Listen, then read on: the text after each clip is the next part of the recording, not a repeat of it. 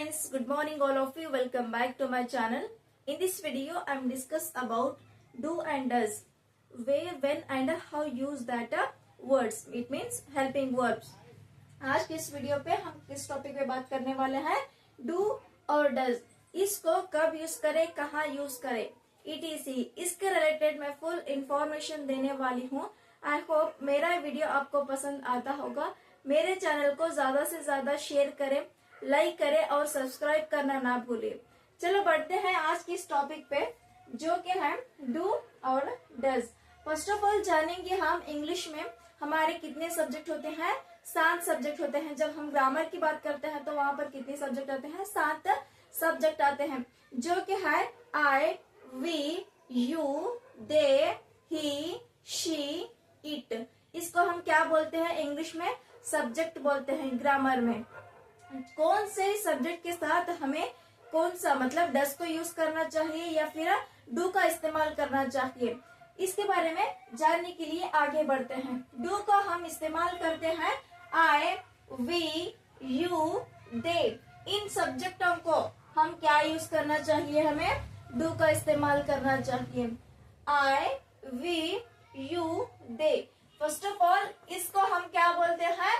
Subject बोलते हैं. I, we, you, they. इसको हम क्या बोलते हैं? सब्जेक्ट बोलते हैं. और ये जो डू है ना, इसको हम क्या बोलते हैं? हेल्पिंग वर्ब बोलते हैं. क्या बोलते हैं? Helping verb. यहाँ पर लिखी हूं मैं, हेल्पिंग वर्ब बोलते हैं. और एक खास बात यह है कि आपको डू का इस्तेमाल कहाँ पर करना है. इट मीन्स आपको मतलब सिंगुलर फॉर्म हो तो आपको डू का इस्तेमाल नहीं करना है. जब आपको प्लूरल फॉर्म आ जाए या फिर 2 या 2 से ज्यादा पर्सन इन्वॉल्व होते हैं तो वहां पर उस सेंटेंस में आपको क्या करना चाहिए?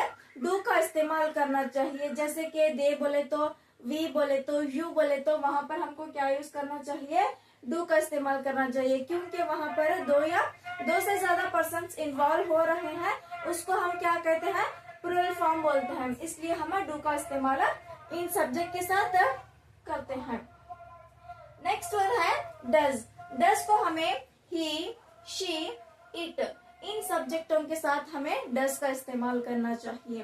डज को हम सिंगुलर फॉर्म में यूज करते हैं क्योंकि वहां पर डज बोले तो एक मतलब एक ही लड़का आता है ना. फिर ही बोले तो क्या होता है? एक ही लड़का आता है. शी बोले तो वहां पर एक ही लड़की आती है. इट बोले तो भी एक ही आता है. तो यहाँ पर क्या होता है? जब हम सिंगुलर पर्सन की बात करते हैं या फिर थिंग्स की बात करते हैं तो वहां पर हमको क्या यूज करना चाहिए? डज का इस्तेमाल करना चाहिए. आई होप आपको समझ में आ गया होगा डू को और डज को किन सब्जेक्ट के साथ यूज करना चाहिए और कहाँ पर सिंगुलर फॉर्म को यूज करना चाहिए और कहाँ पर प्लूरल फॉर्म को यूज करना चाहिए, किसके साथ यूज करना चाहिए. और भी ज्यादा डीप में समझने के लिए चलो बढ़ते हैं आगे फॉर्मूले के तहत, जो कि हमें एग्जाम्पल्स तक पहुंचाता है.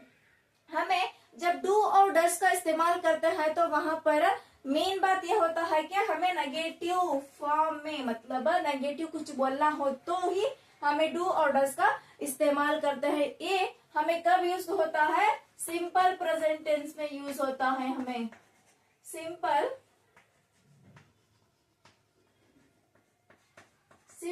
प्रेजेंट टेंस हमें डू और डज का इस्तेमाल कब करते हैं? सिंपल प्रेजेंट टेंस में. सिंपल प्रेजेंट टेंस में नेगेटिव वे में डू और डज का इस्तेमाल करते हैं. इसका फॉर्मूला ये होता है कि subject do, does, not, V1 and object. यहाँ पर हमें क्या हो रहा है? सब्जेक्ट बोले तो आपको मैं बता चुकी हूँ कि ये सारे सब्जेक्ट कहलाते हैं, जो कि I, we, you, they, he, she, it. इनको हम क्या बोलते हैं? सब्जेक्ट बोलते हैं. यहाँ पर फॉर्मूले में सब्जेक्ट आ गया. देन डू और डज. डू और डज को मैटर करता है कि कौन से सब्जेक्ट आने पर हमें डू का इस्तेमाल करना चाहिए, कौन से सब्जेक्ट आने पर हमें डज का इस्तेमाल करना चाहिए. जब हमें सब्जेक्ट में सिंगुलर फॉर्म आ जाए तो हमें यहाँ पर क्या करना चाहिए? डज का इस्तेमाल करना चाहिए. हमें यहाँ पर अगर प्लूरल फॉर्म आ गया तो हमको यहाँ पर डू का इस्तेमाल करना चाहिए. इसीलिए मैं डू और डज लिखी हूँ। यहाँ पर आप चाहे तो हेल्पिंग वर्ब भी लिख सकते हैं। यहाँ पर क्या लिख सकते हैं, हेल्पिंग वर्ब भी, ऐसा HV बोलकर भी यहाँ पर आप डाल कर ब्रैकेट में देन डू और डज भी डाल सकते हैं, लेकिन मैं डू और डज डाली हूँ। यहाँ पर नेक्स्ट क्या होता है, जब हम नेगेटिव में किसी एक सेंटेंस को बनाते हैं तो वहां पर क्या होता है, नहीं करूंगी, नहीं आऊंगी, नहीं जाऊंगी, नहीं खाऊंगी, नहीं बैठूंगी, नहीं सोऊंगी, इस तरह नहीं नहीं नहीं का यूज होता है। तो वहां पर हमें क्या करना चाहिए, नॉट का इस्तेमाल लाजिम करना चाहिए। तो यहाँ पर क्या होता है, फॉर्मूले में नॉट कंपल्सरी आता है। देन हम प्रेजेंट, सिंपल प्रेजेंट टेंस की बात करते हैं तो वहां पर प्रेजेंट में चलती हुई बात को हम बोलते रहते हैं, तो वहां पर हमें V1 का इस्तेमाल होता है। और आगे क्या होता है, ऑब्जेक्ट की तरफ। चलो देखते हैं examples. First example, he does not play. यहाँ पर क्या होता है, ही डज नॉट प्ले। ही क्या होता है, हमें सिंगुलर फॉर्म है, जिसके सामने हमें क्या यूज करना चाहिए, डज का यूज करना चाहिए। इसलिए हम यहाँ पर क्या कर रहे हैं, ही डज, यहाँ पर फॉर्मूले में जो है नॉट देना। प्ले क्या होता है हमारा, V1 होता है। इसका V2 क्या होता है, प्लेड। V3 क्या होता है, played. And V4 is playing. इस तरह हमारा प्ले का वर्ब आता है। यहाँ पर देखिए फॉर्मूले के तहत हमारा सेंटेंस बना है या फिर नहीं। हमारा फॉर्मूले में फर्स्ट क्या है, सब्जेक्ट है, ही बोले तो सब्जेक्ट आ गया। यहाँ पर देखिए डू और डज का इस्तेमाल, मतलब दोनों में एक को हमें चॉइस करना है।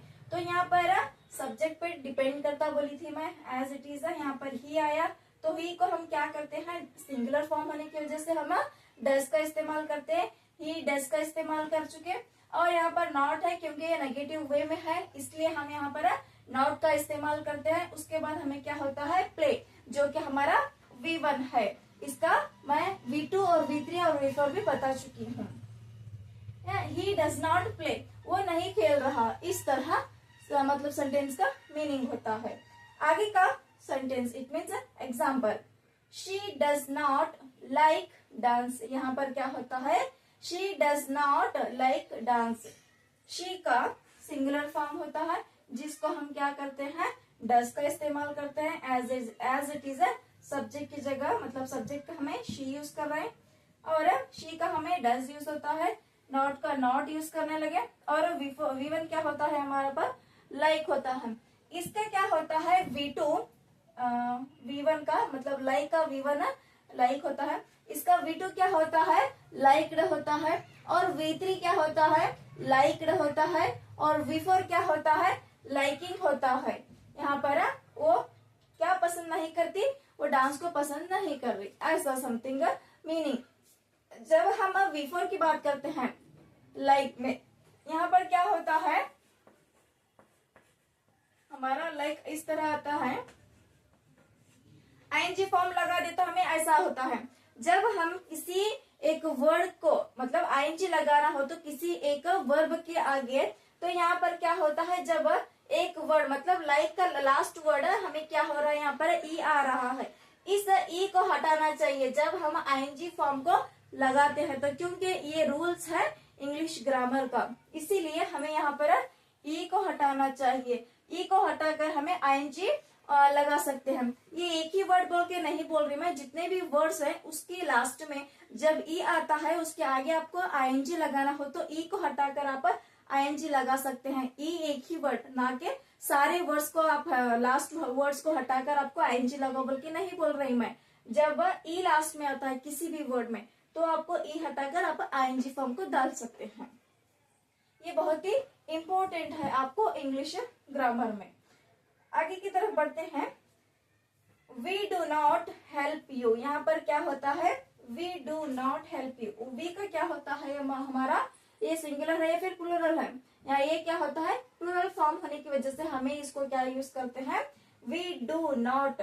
वी का सब्जेक्ट वी ले गए हम, और यहाँ पर वी को हम क्या करते हैं, डू का इस्तेमाल करते हैं और नॉट का इस्तेमाल करते हुए यहाँ पर V1 बोले तो हेल्प ले रहे हैं हम। यू क्या होता है, we do not help you, हम तुम्हारी मदद नहीं कर रहे, इस तरह मतलब सेंटेंस का मीनिंग होता है। यहाँ पर V1 होता है, इसका V2 होता है हेल्प। हेल्प का V2 हेल्प्ड, V3 helped और V4 होता है helping। और fourth example is they do not learn English. यहाँ पर क्या होता है, दे हमें प्लूरल फॉर्म होता है जिसके वास्ते हम यहाँ पर इसको क्या यूज करते हैं, डू का इस्तेमाल करते हैं। सब्जेक्ट दिया आ गया, नेक्स्ट हम डू का इस्तेमाल करते हैं तो सेंटेंस हमारा नेगेटिव बन रहा है तो हम यहाँ पर नॉट का इस्तेमाल करते हैं। V1 हमारा लर्न है, इसका जो लर्न का V2 होता है लर्नड होता है, इसका V2 क्या होता है, हमारा लर्नड होता है V2। और V3 भी सेम लर्नड होता है। V4 क्या होता है, हमारा लर्निंग होता है। क्या नहीं सीख रहे, English. They do not learn English, वो इंग्लिश नहीं सीख रहे। इस तरह मेरे मतलब एग्जाम्पल्स के तहत मैं मेरी बात को आप तक पहुंचाने की कोशिश करी हूँ। आई होप आपको मेरा ये मेथड, मेरा ये वे जो एक्सप्लेन करने का है, आई होप को आपको मेरा ये मेथड पसंद आया होगा। मेरे इस चैनल को ज्यादा से ज्यादा लाइक करें, शेयर करें, सब्सक्राइब करें। मिलते हैं नेक्स्ट वीडियो में। टेक केयर, बाय बाय, अल्लाह हाफिज।